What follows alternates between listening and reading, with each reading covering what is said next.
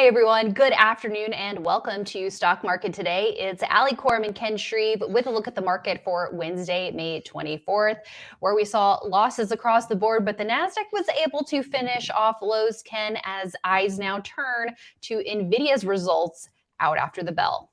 Yes, indeed. More losses for the market. S&P 500 was down 1% intraday, closed off lows. Nasdaq was down 1.1%. That also closed off lows. So we had the Fed minutes, but we did find three stocks to look at today. We'll take a look at Palo Alto Networks, which reported pretty strong earnings. Also Dynatrace, ticker DT, and finally Celsius, which gapped up recently on earnings and continues to show strength. So there you have it.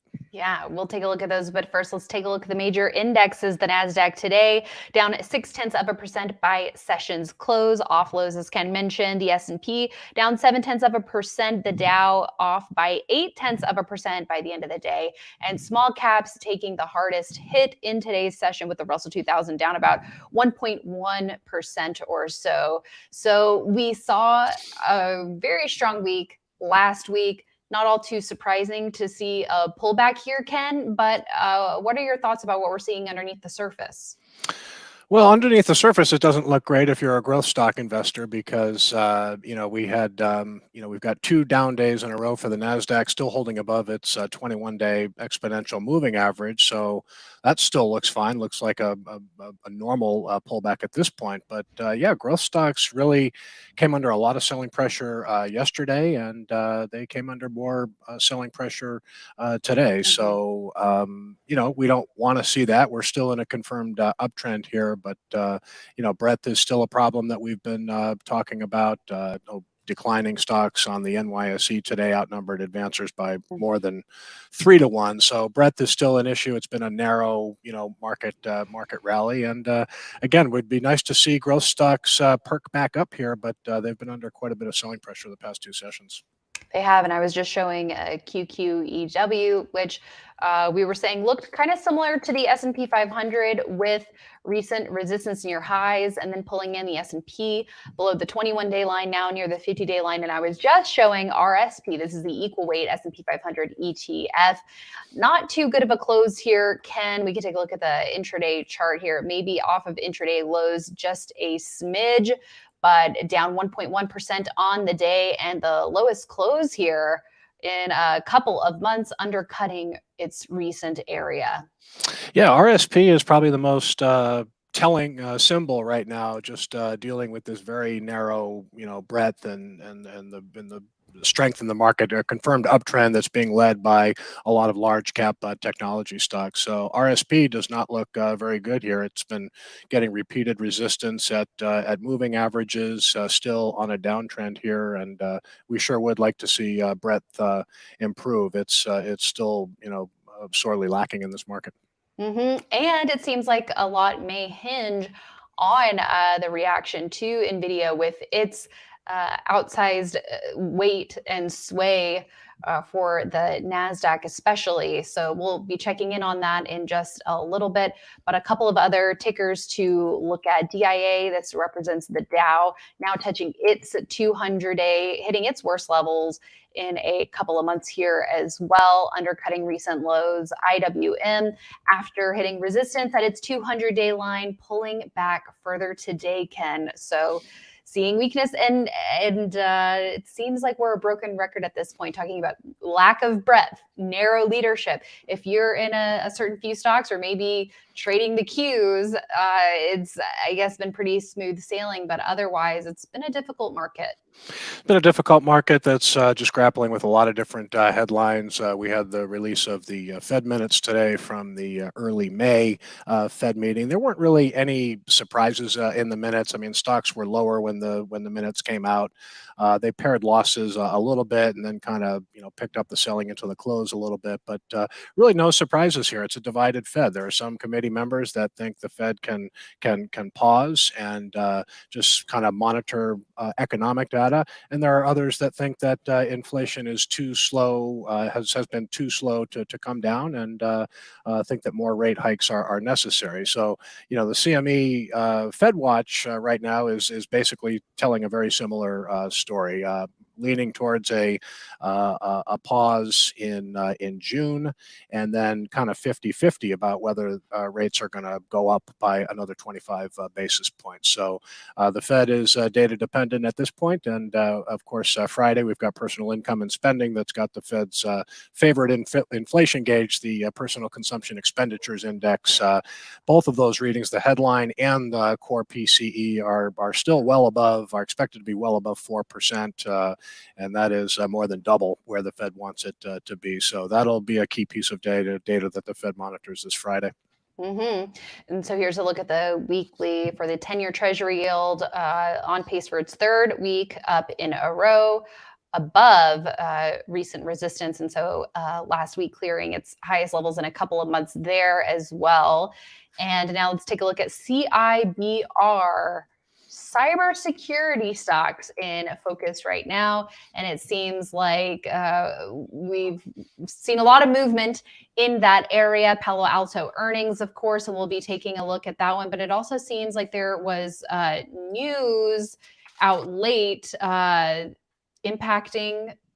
the cybersecurity stocks and on the infrastructure front. Yeah, I guess Microsoft said that China was involved in some sort of infrastructure hack that had to do with a Fortinet product. So that stock fell sharply.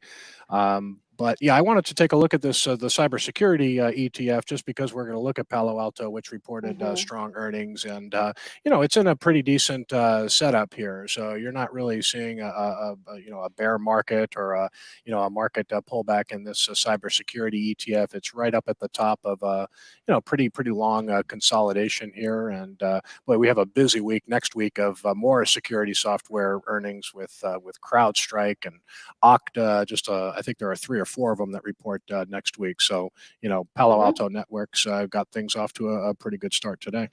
Yeah, which I think is a great segue. So let's go there. It looks like we got a pretty decent close, Ken, for Palo Alto, up 7.7%, just shy of 205. JoJo's really excited about this one as she well. She liked that close in the upper half as well. Yeah, she was like, that's a great close for this stock. Tell us more, Ken.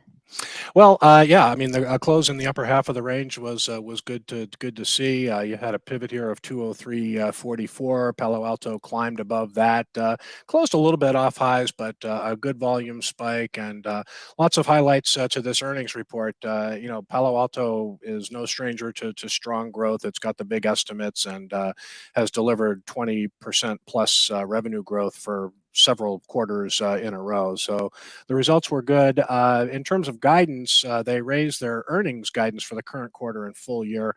Their revenue outlook looked to be mostly in line with expectations. So good performance for the stock today. Let's go to the weekly chart and get a longer term perspective here. And you can see, Palo Alto could be in the early stages of a nice upside breakout here. So doesn't look stretched right now. That blue dot on the relative strength line there, in new high ground as Palo Alto hits highs. So this is a decent looking stock in a still challenging market.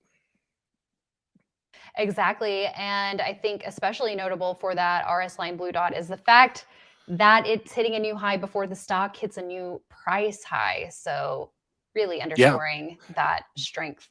Yep, just off that high from several months ago, but yeah, nice technical setup here, and the stock was kind of a little volatile during the day, but again on the daily chart you did get a nice close in the upper half near its highs, so that just points to sustained buying demand. Good volume for an up day as well. Yes. Let's also take a look at Dynatrace now, DT. This is in the enterprise software group, a recent breakout for this stock, and it's had a couple of tight closes here in a row in this buy zone, but a nice upside reversal for the stock on its earnings report last week.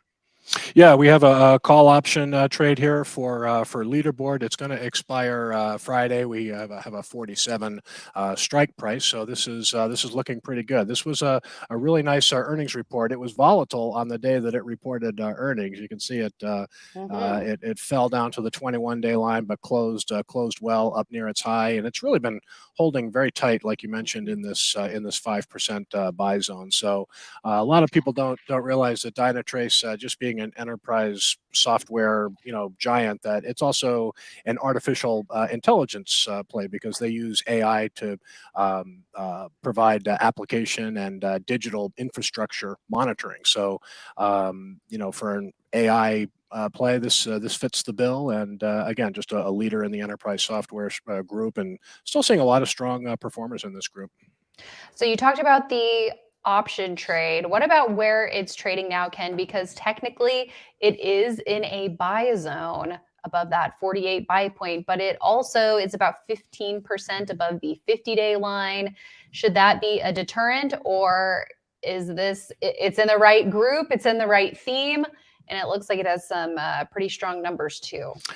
Right group, right theme, strong numbers. Agree with all of that. And again, we had another down day for the market today. Look at what Dynatrace did. It bucked the trend. Didn't have much volume today, and it did kind of reverse off that 50 level yesterday on that tough day for the market. But to me, it doesn't really look that stretched. Obviously, when they reported earnings last week, maybe monitoring the stock on that day, you might have been able to get in near the close when it was rallying late. That's probably your ideal entry point. But based on that 48 pivot, and the stock at 49.16 doesn't seem too stretched.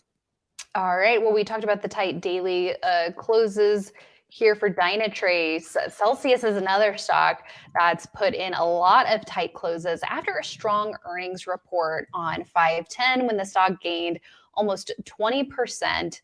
Some very strong volume there. And it's also working on a 3 weeks tight. Yeah, beautiful breakout a couple of weeks ago when they reported earnings, and we talked a lot about Celsius. They have this big distribution agreement with PepsiCo that really expanded their footprint, and you saw that in their latest quarter when their revenue was up 95%. So there's still a very compelling growth story here. Lots more distribution ahead, and I kind of look at Monster. With a market cap of $60 billion thereabouts. And then I look at Celsius with a market cap of 10. And what are the chances that this company is going to be able to get to a 15 billion, 20 billion, 30 billion market cap? The way things are going right now for the company with a great management team, it's possible that that could happen, and it will become bigger and get that bigger footprint. So showing that they are executing well as a company, and to see these tight closes after that gap up on earnings is a positive, and should be on your watch list, because you could see a new entry here. And we were talking this morning on IBD Live about where that entry might be, and it seems like a couple of these highs right around 134.50, 135. That could be a level. Maybe traders don't need to wait until this gets above 138, 139 to try to get in.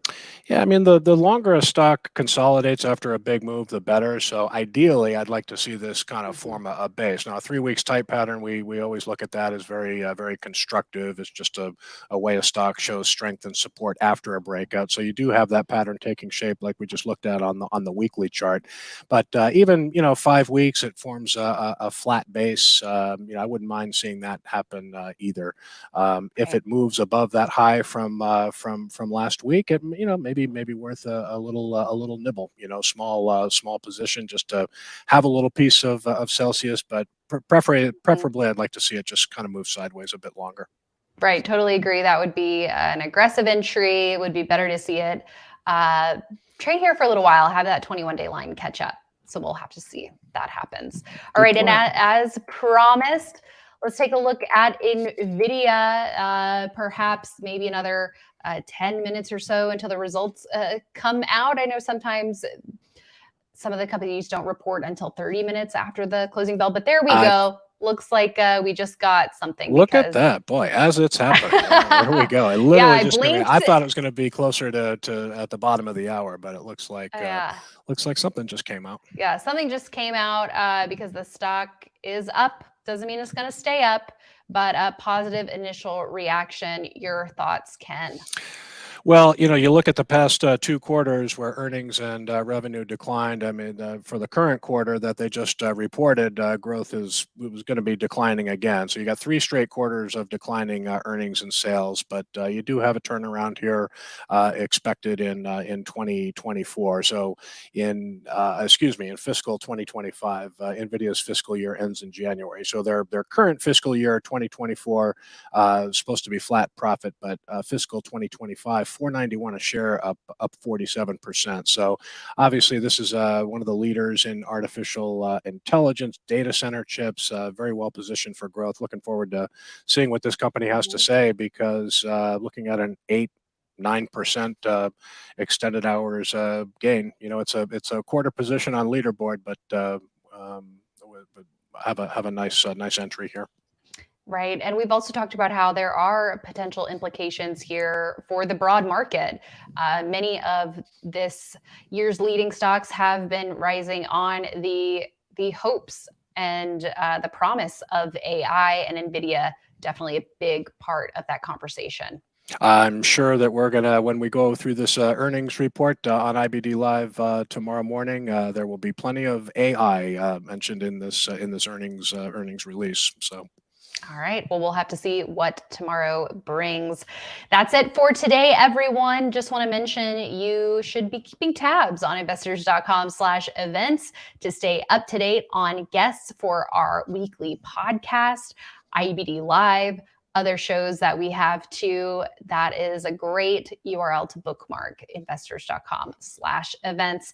And we'll see you tomorrow morning on IBD Live to break down the latest on NVIDIA's earnings reaction and other stocks to watch, in addition to our take on the market. We'll see you then. Thanks so much. And we'll be back tomorrow after the close.